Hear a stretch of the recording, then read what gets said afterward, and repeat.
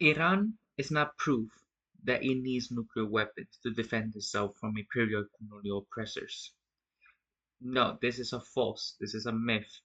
The same thing with military tactics like tactical bombings the United States want to use is also a myth and based on lies. We should stop all wars. War itself should be crime against humanity, a genocide. And we have been, in fact, the Caliphate was supposed to be a law that outlaws war full stop, but it hasn't been enforced. And there need to be a renewed reform of the United Nations to enforce this anti-war legislation. And I will read the Kellogg-Briand Pact, written in 1928 in a handout. The treaty between the United States and other powers provided for the renunciation of war as an instrument of national policy, signed in Paris on August 27, 1928. Ratification advised by the Senate, January 16, 1929. Ratified by the President, January 17, 1929. Instruments of ratification deposited at Washington for the United States of America, Australia, Dominion of Canada, Czechoslovakia, Germany, Great Britain, India, the Irish Free States, Italy, New Zealand, and the Union of South Africa.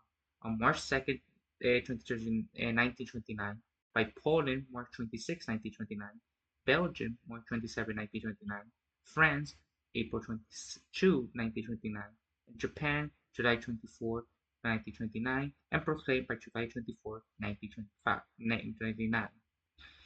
In the Articles of this Pact, Article 1, the high contracting parties solely declared in the names of their respective people that they could then recourse to war for solutions of international controversy, and renounced it as an instrument of national policy in their relations with one another. Article 2.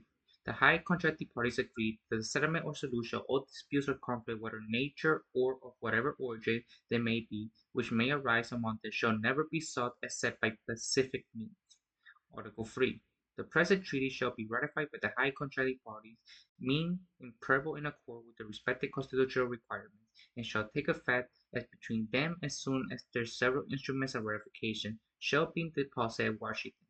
This treaty shall, when it comes into effect as prescribed in the preceding paragraph, remain open as long as may be necessary for adherence by all other powers of the world.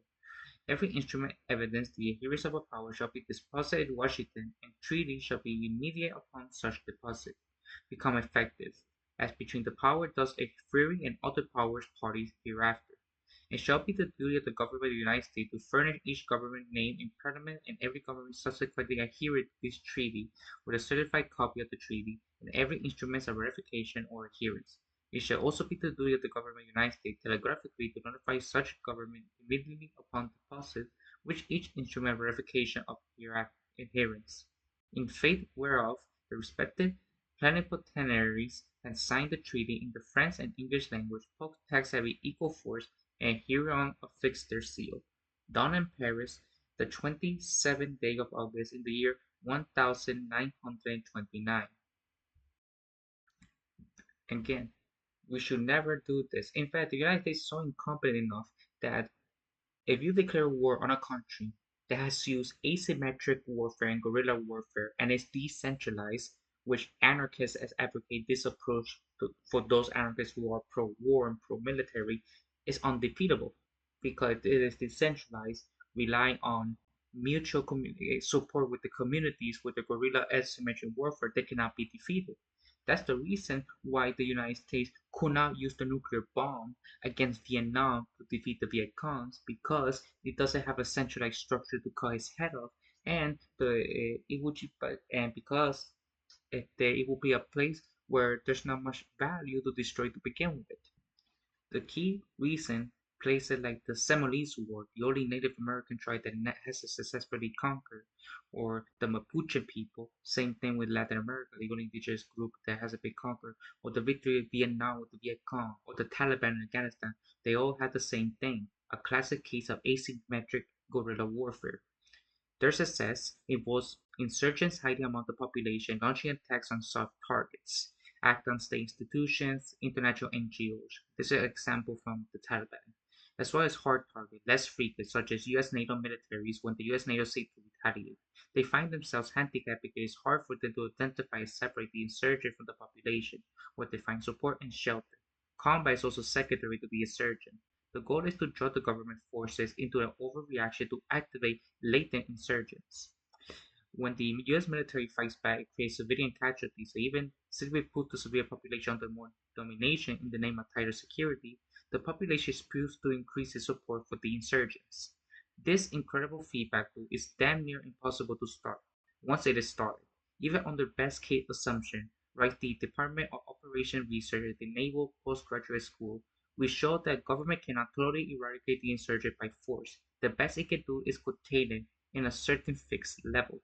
And you see this anarchist-inspired approach of a guerrilla, decentralized, asymmetric group military-style combat, especially when you use small affinity groups.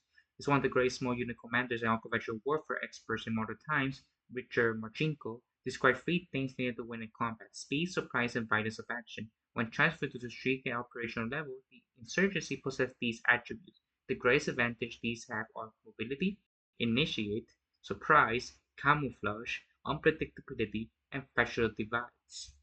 Again, this type of warfare is the reason you don't need nuclear weapons to defend yourself.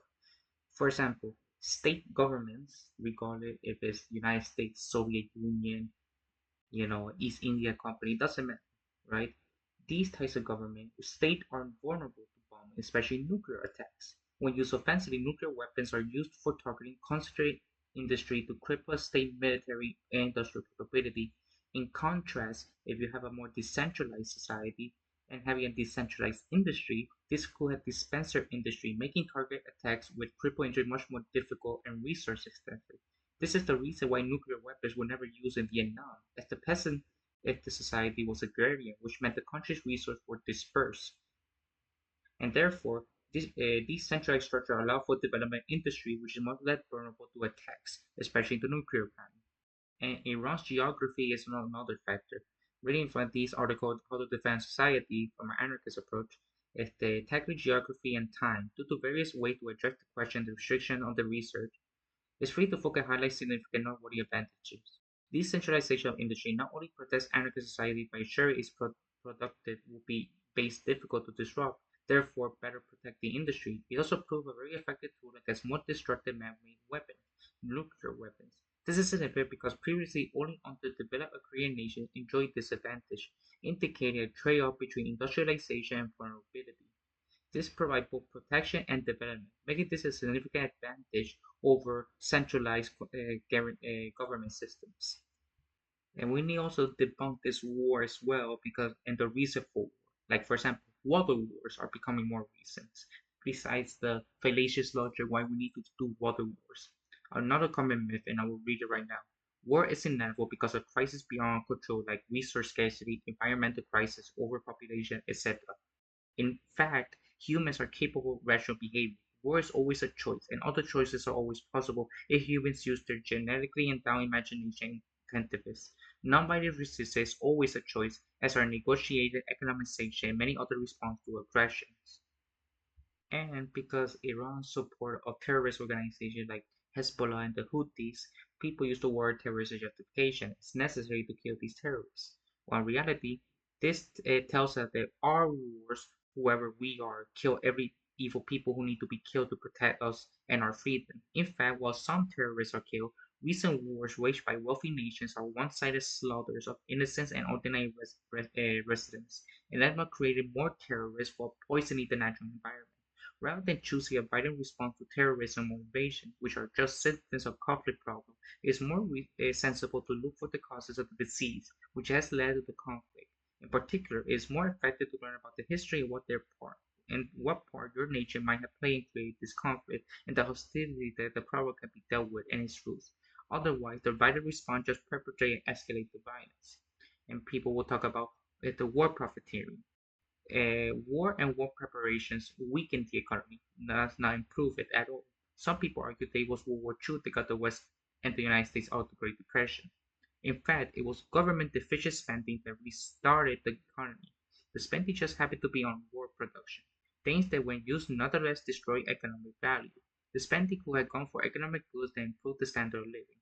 It's well documented that dollars spent on education and healthcare production more jobs than the same dollars spent on the war industry and on dollars spent on its use value rather than bonds, such as rebuilding roads or establishing green energy providers for the common good. Dollars spent to maintain flow of oil for military in the U.S. that's 340,000 barrels a day, and non-military use end up supporting a system that is actively destroying the environment.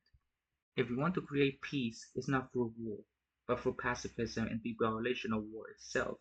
We see the infrastructure for peace program in the United Nations that many countries have developed post-conflict, like Nepal or Bengali and Costa Rica in back in the 20th century, etc., and it proved very successful.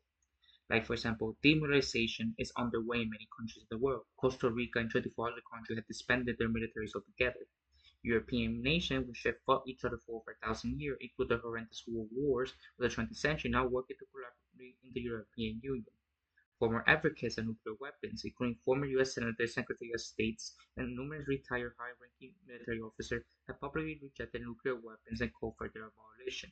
There's a massive worldwide movement to end the carbon economy and hence wars over oil. Many thoughtful people and organizations around the world are calling for an end to counterproductive war on terror. Over 1 million organizations in the world are actively working toward peace, social justice, and environmental protection. 31 Latin American and Caribbean nations created a Zone of Peace on January 29, 2014. In the last 100 years, we humans have created one of the first time in history institutional movement to control international violence. The United Nations, the World Court, the International Criminal Court, and treaties such as the Kellogg-Briand Pact, the Treaty to ban landmines, the Treaty to ban child soldiers, and many others. In 2017, the Treaty on the Prohibition of Nuclear Weapons was adopted by the United Nations, and a peace resolution is already on the way. But as I recorded this, they already established it. In fact, over 170 countries have signed the Declaration of Peace for the United Nations, and we have to spend more money on peace research, peace education, and peace journalism to improve the working conditions of the people based on bottom-up decentralized direct action of nonviolent resistance. And we see nonviolent peace work, which is the longest worker-based decision in the world. So the very idea that Iran needs nuclear weapons or any country needs nuclear weapons to be prevented to be invaded by imperial colonial power is false. All you need to do is non-violent decentralized direct action on a global scale, cooperating with multiple peoples around the world to achieve this. It has been done before. And for whatever reason that you still believe in the military action approach, using a decentralized asymmetric guerrilla warfare is the most effective. Even by the United States on a mission, they cannot defeat a military that uses this anarchist approach to military, a decentralized asymmetric guerrilla affinity groups. By their own admission, they cannot defeat something like that. And now Iran is using that tactic, whilst at the same time refusing to make nuclear weapons, shows everyone that you can defeat the biggest power in the world without relying their own tactics, like we see in Vietnam, like we see at the Augusto Santino in Nicaragua. Hell, even the Taliban managed to do this. So if they can do it despite being theocratic assholes, anyone can.